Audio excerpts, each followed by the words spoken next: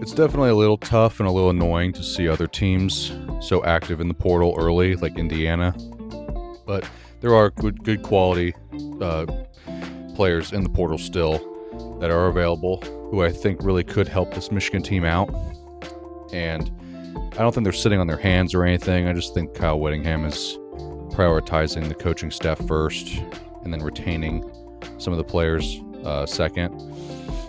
And, most of the portal activity that we're seeing from Michigan is guys entering the portal. So that kind of sucks. But outside of Cole Sullivan and Jake Granera, I'm not super broken up about anybody outside of them, to be honest with you. But in this one, I wanted to go over, we have 3 names that are currently linked to Michigan from other schools that are currently in the portal. And then I wanted to give 5 names of guys who I think could be good contributors on this team. That'd be a little bit more of a fun exercise to see, who's available, who are kind of the diamond in the roughs, guys who aren't really talked about as much on the mainstream, but who could make a real impact. So for the 3 names that I want to hit first, they are safety Tao Johnson from, you guessed it, Utah. And then you got guard Talek Lockett from Texas State. And you have wide receiver Isaiah Canyon from Georgia Tech. And they're all being looked at by Michigan right now. Tao Johnson, 27 solo tackles, 2 picks, and 4 pass breakups. You're losing multiple guys in the portal and as well as recruiting when you take into account Andre Clark, who decommitted. Safety is going to be a position of need. It's not just going to be perimeter corner. I know that with Zeke Berry leaving, they looked at Smith Snowden. I'm still kind of banking on Smith Snowden coming in. But safety is going to be a kind of low-key important position to attack in the portal because we've lost 3 names in total. So Tao's a good guy. He is a starter. He's good in coverage. He has I think he has versatility for free and strong safety. So I think you could play him in multiple schemes. But also, he's going to know the scheme right away anyway if he were to come here. So I would probably project him as kind of this year's or this coming season's TJ Metcalf type guy who you come bringing into the portal. Maybe he's a depth piece, but I would consider him a starter, to be honest with you. You look at Talek Lockett. He's a 6'3", 327-pound guard. And I'm going to give you a quick bio here. In 2024, started all 13 games at right guard, and he helped get Texas State to the 5th-ranked total offense, 8th in scoring offense, and 16th in rushing offense.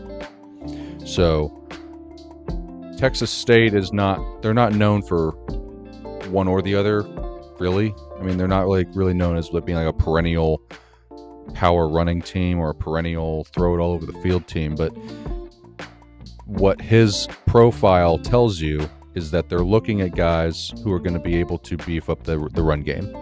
That's the identity they want on offense. That's who they're going to bring in. And he is a good size. 6'3", 327. He's a good size guard. And I believe Jake Granera played primarily right guard as well. So this could be a direct, this could be their direct move to try to replace Jake if they can't get him back. Let's see here.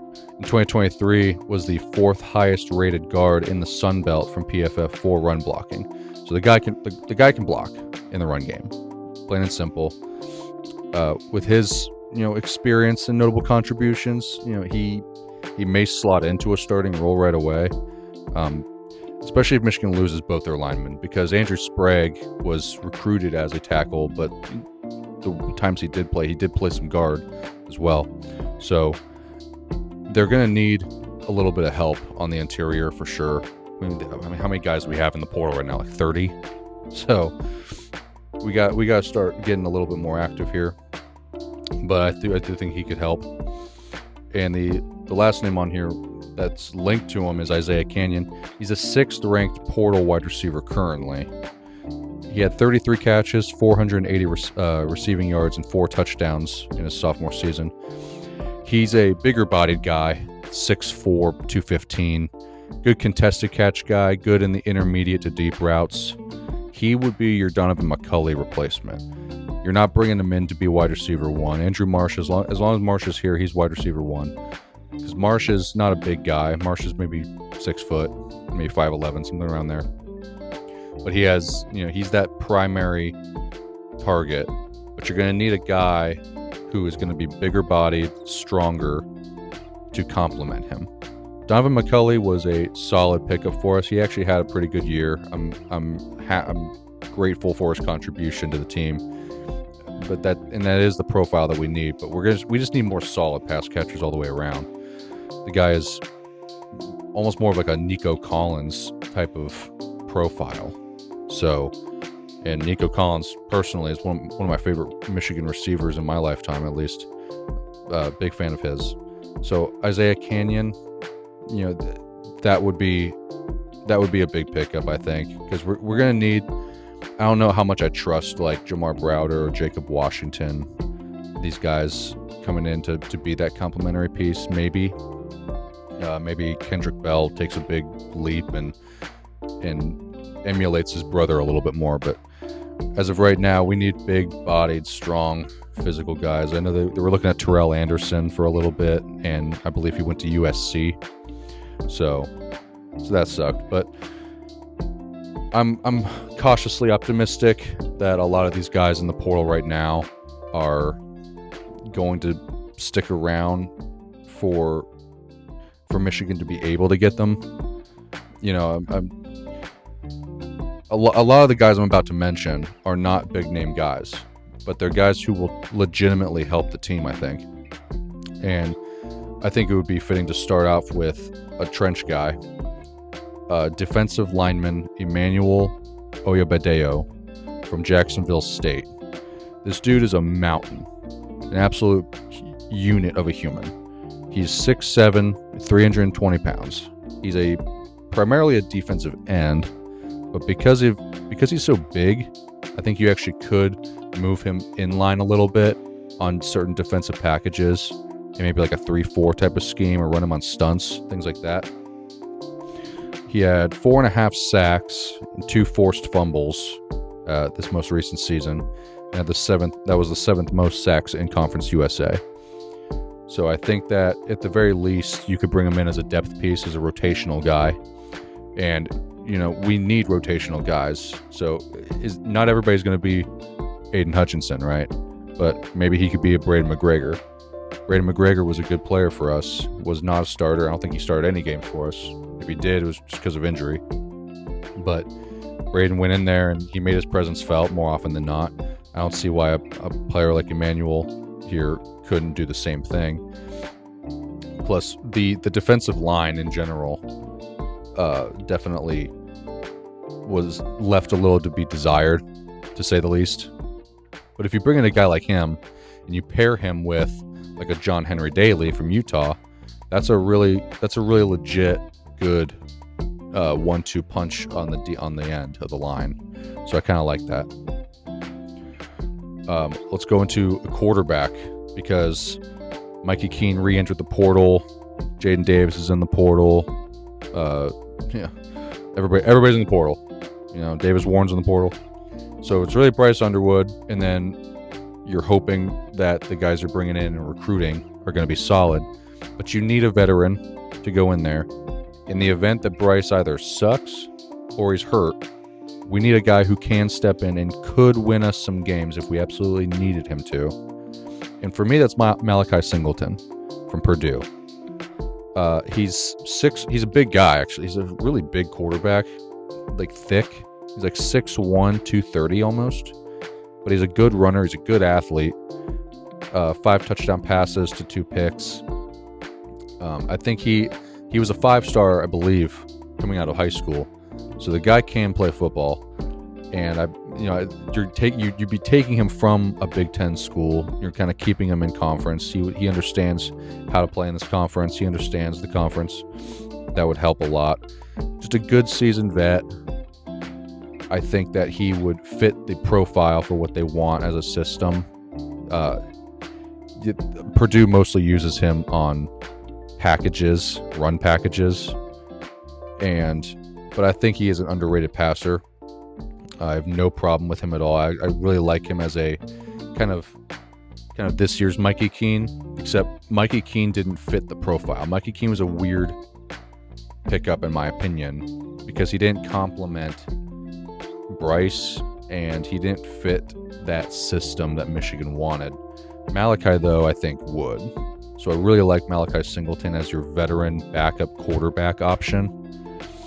And you're going to need one because at the very least, God forbid, you get some guys in there that can help develop Bryce also from a teammate perspective. Let's go into some pass catchers now. Every year in the draft, there's always like that one dude from like a small school that nobody really talks about, but you watch film on him and you have like a big draft crush on him. It's like every year I have that guy.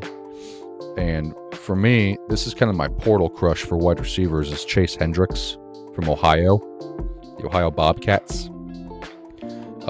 The hyper productive on a pretty good Ohio team. He had 1,000 yards, flashed big playability against legit talent. He had a crazy touchdown against Ohio State. It was contested down the seam. He caught it with one hand and basically dragged a dude into the end zone. The guy can play. He's 6 feet, 200 pounds. Good inside-outside versatility. Kind of gives me, stylistically, he gives me Andrew Marsh vibes. But if you're having two Andrew Marshes on the field, then I wouldn't complain, really. So Chase Hendricks from Ohio is a guy who you could easily bring in. He's not a big name guy. These guys are not like monster names that they're trying to outbid other teams on, right? Chase Hendricks would help this team out. Chase Hendricks, outside of Andrew Marsh, is better than everybody else on the team. He just is. I don't care that he plays in the MAC. I don't care that he plays for Ohio. He's better than Browder. He's better than Bell. He's better than Goodwin. He just is. He's proven it. So I really like Chase Hendricks from Ohio. And the last name I wanted to bring in, and I couldn't remember, he might be getting looked at by Michigan already, but it's wide receiver Nico Brown from Yale. This dude, he was a 2025 All-ECAC team, All Ivy League selection, and he averaged 108 yards per game, which actually led the nation, not just in FCS, but it's FCS and FBS. So the wide receiver who had the most yards per game average in the FBS this year was about 107. So he had 108. The guy is hyper productive at Yale. Very good athlete. And I think that and he's smart, obviously, goes to Yale. And Yale has actually produced some pretty decent football players, especially specialty players or special position. So I think that hypothetically, you bring in a guy like Nico Brown from Yale, and you bring in a guy like Chase Hendricks from Ohio. These are not big school guys. They're not big name guys. But you look at like what Indiana did when Curt Cignetti first went there. He brought in a bunch of JMU guys. I don't think anybody expected a bunch of JMU transfers to be good enough to make it to a college football playoff, right? But they did, because that's just proper coaching. This coaching staff is already about 100 times better than it has been the last 2 years at least. And getting guys in here that are smart, that have good work ethic, and who are good athletes, and who are proven, is a really big, high priority item for Michigan right now. So I really like Nico Brown from Yale. Get him in here. And because he actually gives me, honestly, he gives me Roman Wilson vibes quite a bit. And so anybody who reminds me of Roman Wilson or Nico Collins, I'm like, just bring them in, right? Don't quit sitting on your hands, because you're going to have to bring in talent eventually. You can't just wait a week and wait for all the best talent and actually productive receivers and players to get signed elsewhere just because you didn't move with a purpose, right? It's time for Michigan to move with a purpose. So, as a recap, We got Parker Livingstone from Texas. We got Nico Brown from Yale. We have Chase Hendricks from Ohio. We have Malachi Singleton from Purdue. And Emmanuel Oyabedeo, a defensive lineman from Jacksonville State. Those are the 5 names right now that I kind of analyzed and thought would be good and realistic options for them to pick up. And those are not names that would have to be done today, right? These aren't guys that are getting bidding wars for them, but they're guys who can help. They're good players. And I'm also, I wouldn't mind getting Talek Lockett for offensive line depth. He might even be a starter. Who knows? Tao Johnson would be a starter if he came in. And, you know, I don't want to just like automatically pencil in Utah players as guaranteed Wolverines, but it's, you know, we're seeing it right now. Like 20 dudes have seemingly already come from Iowa State to Penn State. You know, so you're seeing these guys. They want to just follow their coach, and Kyle Whittingham is still very respected and loved over there in Utah. So it wouldn't shock me if majority of these Utah players transferred in. Quick sidebar too, that Zach Wilson's little brother is a quarterback for Utah. He's not very good, so I'd say no thank you on that one. But it's something worth looking at because they're gonna want to bring in more quarterbacks. It's just a reality. So maybe watch out for that. But as of right now, those are the 3 names that are currently tied to the Michigan Wolverines, and then my 5 names of guys who I like as realistic options.